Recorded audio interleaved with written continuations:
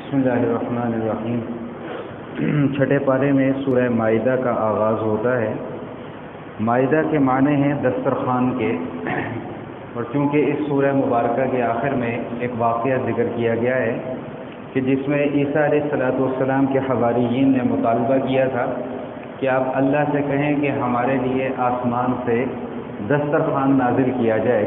इस मुनासबत से इस सूरह मुबारका का नाम सूरह माइदा रखा गया। बुनियादी मज़ामीन इस सूरत के अंदर अहकाम और मसाइल को भी ज़िक्र किया गया है, लेकिन उसके साथ साथ ईसाइयों के जो गलत अकायद थे उनकी भी तरदीद की गई है। आगाज़ होता है इस सूरह मुबारका का इस हुक्म के साथ कि जब भी कोई आपस में अहद व पैमान करो तो उसको पूरा कर लिया करो।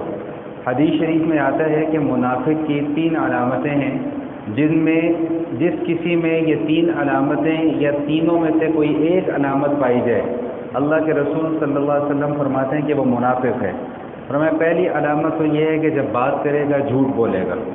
दूसरी अलामत ये है कि जब उसके पास कोई अमानत रखवाई जाएगी तो अमानत में खयानत करेगा। और तीसरी अलामत ये है कि जब किसी के साथ कोई वादा करेगा तो उस वादे को पूरा नहीं करेगा बल्कि वादा खिलाफी करेगा।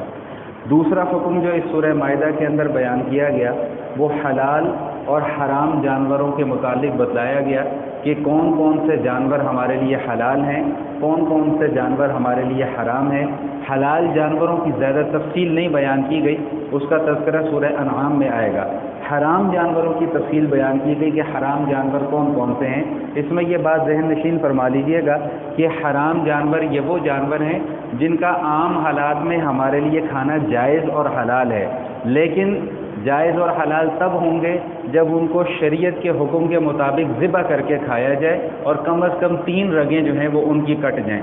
इसके अलावा जो सूरत है कि अगर किसी जानवर का गला घोंट दिया जाए, गला घोंट कर मार दिया जाए, या डंडे के ज़रिए से मारकर उसे कत्ल कर दिया जाए, या किसी ऊंची जगह से फेंक कर नीचे गिरा दिया जाए और उस सूरत में जानवर मर जाए, तो शरीयत ये कहती है कि इनमें से किसी भी किस्म के जानवर का खाना हमारे लिए जायज़ और हलाल नहीं होगा। ये उन जानवरों की बात कर रहा हूँ कि जिनको ज़िबा करके खाना हमारे लिए जायज़ है। जो हराम जानवर हैं वो अलहदा चीज़ें हैं। यहाँ पर एक सवाल जिक्र किया गया कि लोग आपसे सवाल करते हैं कि हमारे लिए क्या हलाल है और क्या हराम है। उसका मुख्तसर जवाब ये दे दिया गया, कुल उहिल्ला लकुमुत तय्यिबात, जो पाकीज़ा चीज़ें हैं वो तुम्हारे लिए हलाल हैं और जो खबाइस हैं वो तुम्हारे लिए हराम हैं। अब सवाल ये पैदा होता है कि ये पाकीज़ा चीज़ें कौन सी हैं, इनका कैसे पता चलेगा, और खबीस चीज़ें कौन सी हैं, उनका कैसे पता चलेगा। तो इसका बड़ा सीधा सा जवाब दे दिया गया कि जिसकी फितरत सलीम होगी, जिसको अल्लाह पाक ने अक्ल सलीम अता फरमाई होगी, वो नापाक और गंदी चीज़ों से खुद ही नफरत करेगा, खुद ही अल्लाह ताला उसके दिल के अंदर नफरत पैदा कर देंगे। बहरहाल तफसील अहादीस के अंदर मौजूद है। उसके साथ साथ ये बात भी बतला दी गई कि दीन अल्लाह ताला ने तुम्हारे ऊपर मुकम्मल कर दिया है। अब बाहर से कोई चीज़ लाकर दीन के अंदर दाखिल नहीं की जा सकती और दीन के अंदर से किसी चीज़ को बाहर नहीं निकाला जा सकता। वज़ू की फ़र्ज़ियत को बयान किया गया कि नमाज के लिए वज़ू अल्लाह ताला ने फ़र्ज़ करार दिया है। नबी करीम अलैहिस्सलातु वस्सलाम ने इरशाद फरमाया, ला यक़बलुल्लाहु सलातम बिग़ैरि तहूरिन वला सदक़तम मिन ग़लूलिन, कि बग़ैर वज़ू के अल्लाह नमाज कबूल नहीं करते और हराम के पैसे से अल्लाह ताला सदक़ा और खैरात को कबूल नहीं करते। यहूदियों और ईसाइयों को मुखातब किया गया और उनको ये बात बतलाई गई कि अगर तुम ये चाहते हो कि अल्लाह का क़ुर्ब हासिल करना है तो फिर तुम्हें नमाज भी कायम करनी पड़ेगी, ज़कात की भी अदायगी करनी पड़ेगी और तमाम के तमाम अंबिया कराम पर ईमान भी कबूल करना पड़ेगा।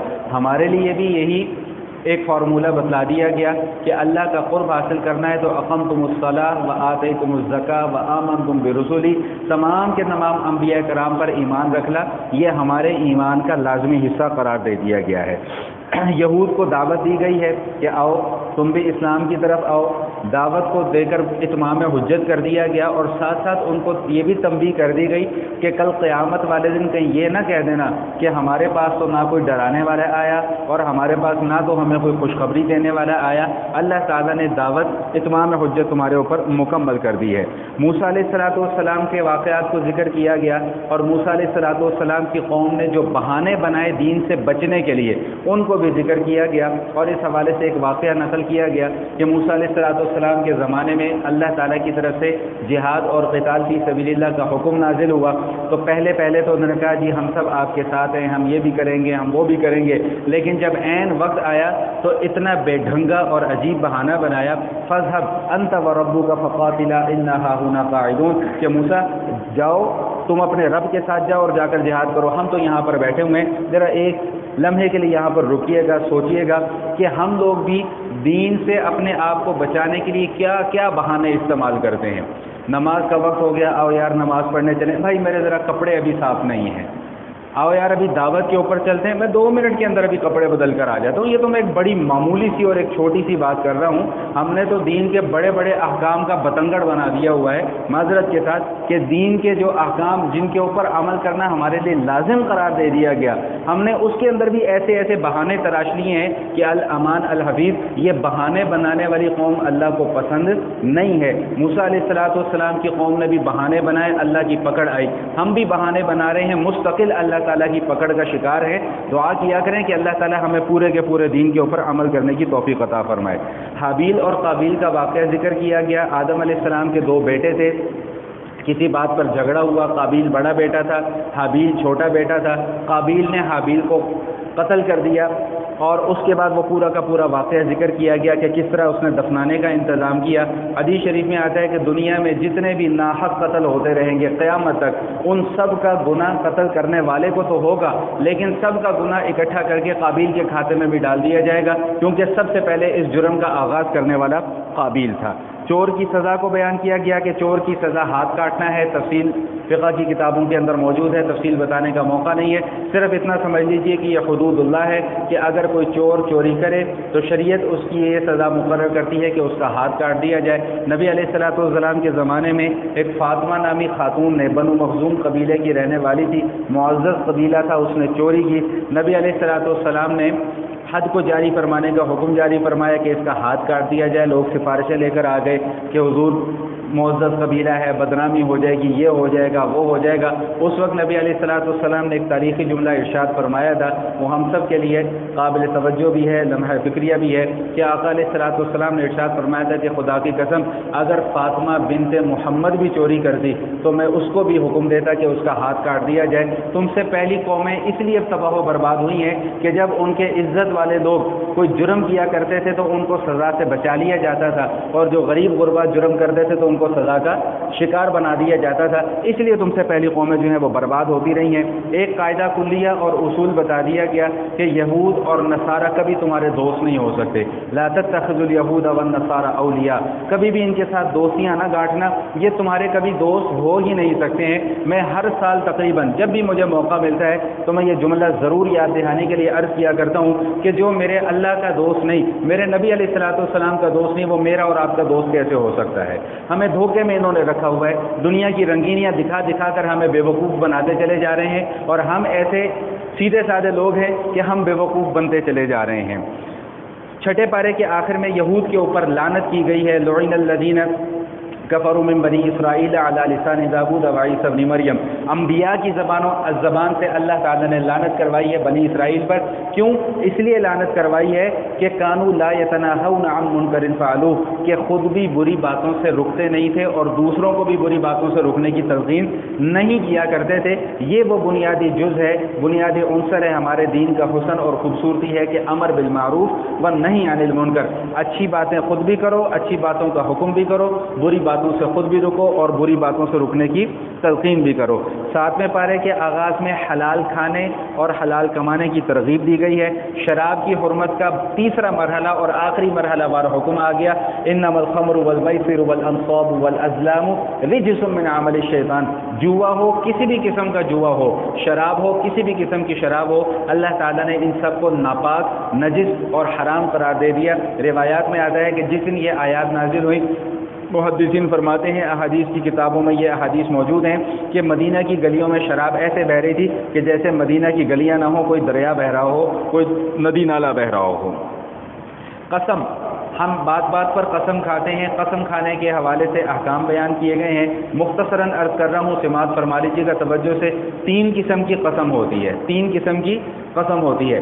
ایک وہ قسم ہوتی ہے جو ہم ایسے ہی جانے انجانے میں کھا لیتے ہیں، اس کو یمین لغو کہا جاتا ہے۔ اس کے متعلق اللہ کا قاعدہ یہ ہے کہ لا یؤاخذکم اللہ، یہ جو ایسی بات بات پر قسم کھا لیتے ہو اس کے اوپر اللہ مواخذہ نہیں فرمائیں گے۔ ہاں، کس قسم کے اوپر مواخذہ ہوگا؟ اس قسم کے اوپر مواخذہ ہوگا جو جھوٹی قسم کھائی جائے گی، اس کے اوپر گناہ ہوگا۔ اور اگر قسم مستقبل سے متعلق ہے اور پھر قسم توڑ دی تو اس کا پھر کفارہ ادا کرنا ہوگا، غلام آزاد کرنا ہوگا، 10 مسکینوں کو کھانا کھلانا ہوگا، یا جو ہے وہ 3 روزے رکھنے پڑیں گے۔ لیکن یہاں پر یہ مسئلہ بھی سماعت فرما لیجئے گا، حدیث شریف میں آتا ہے من احلف بغیر اللہ فقد اشرک، جس نے اللہ کے سوا کسی اور کی قسم کھائی اس نے شرک کیا۔ تو یہ قرآن کی قسم، ماں کی قسم، بہن کی قسم، بھائی کی قسم، کعبے کی قسم، روزے کی قسم، نماز کی قسم، یہ ساری کی ساری قسمیں باطل ہیں۔ قسم صرف اور صرف اللہ کی کھانا جائز ہے، اللہ کے سوا کسی اور کی قسم کھانا جائز نہیں ہے۔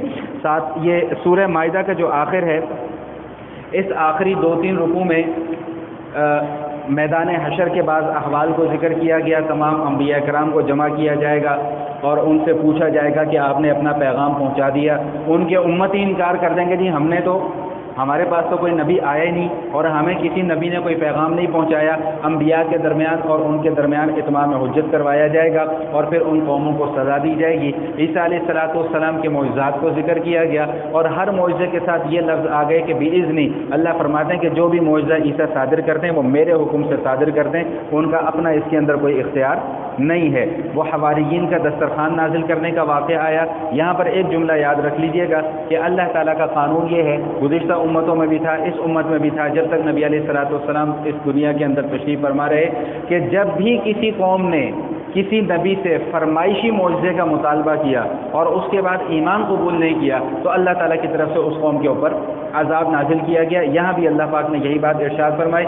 آخر میں عیسیٰ علیہ السلام کو بلایا جائے گا اور ان سے پوچھا جائے گا کہ آپ نے ان کو یہ کہا تھا کہ مجھے اللہ کا بیٹا کہو، کیا آپ نے ان کو کہا تھا کہ مجھے پوجو؟ تو عیسیٰ علیہ السلام برات کا اظہار فرما دیں گے۔ سورہ مائدہ کا جو ایک اہم ترین مضمون ہے کہ عیسائیوں کے 3 عقیدے تھے، ان تینوں عقیدوں کی ترتیب کی گئی۔ ایک عقیدہ یہ تھا کہ عیسیٰ علیہ السلام خود خدا ہیں، ایک عقیدہ یہ تھا کہ عیسیٰ اللہ کے بیٹے ہیں، اور ایک عقیدہ یہ تھا کہ 3 خدا ہیں، ان 3 میں سے عیسیٰ ایک خدا ہیں۔ اللہ تعالیٰ نے ان تینوں عقیدوں کی تردید کی کہ نہ عیسیٰ خدا ہیں، نہ خدا کے بیٹے ہیں، نہ 3 خداؤں میں سے کوئی ایک ہیں۔ عیسیٰ علیہ السلام خدا کے برگزیدہ بندے اور پیغمبر ہیں۔ اس مضمون کے ساتھ سورہ مائدہ کی تکمیل ہو جاتی ہے۔ اللہ تعالیٰ میرا کہنا اور آپ حضرات کا سننا قبول کرے۔